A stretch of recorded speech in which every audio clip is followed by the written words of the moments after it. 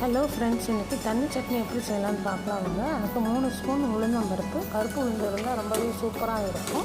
1 spoon கடுகு, 1 spoon கடலைப்பருப்பு, அரை ஸ்பூன் மிளகு, அரை ஸ்பூன் சீரகம், 5-6 பல் பூண்டு, காரத்துக்காக வரமிளகா, இது எல்லாத்தையும் எடுத்து வச்சுக்கோங்க.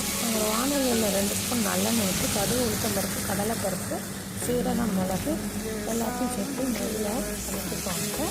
கூடவே தக்காளி 2 நான் கட் பண்ணி சேர்த்துட்டு, உங்களுக்கு தேவைப்படுற அளவு தக்காளி சேர்த்துக்கோங்க. தக்காளி ரொம்ப சேர்த்தா புளிப்பாயிடும், அதனால் அளவாக பார்த்து சேர்த்துக்கோங்க. தக்காளி வணங்குறதுக்காக கொஞ்சமாக உப்பு சேர்த்து நல்லா வணங்கி ஆறின பிற்பாடு மிக்ஸி ஜாரில் சேர்த்து அரைச்சி எடுத்து வச்சுக்கோங்க.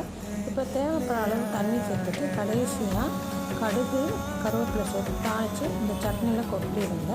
இப்போ தண்ணி சட்னி ரெடி. இது இட்லிக்கு ரொம்பவே சூப்பராக இருக்குங்க. செஞ்சு பார்த்துட்டு எப்படி இருக்குன்னு கமெண்ட் பாக்ஸில் கமெண்ட் பண்ணுங்கள். தேங்க்யூ.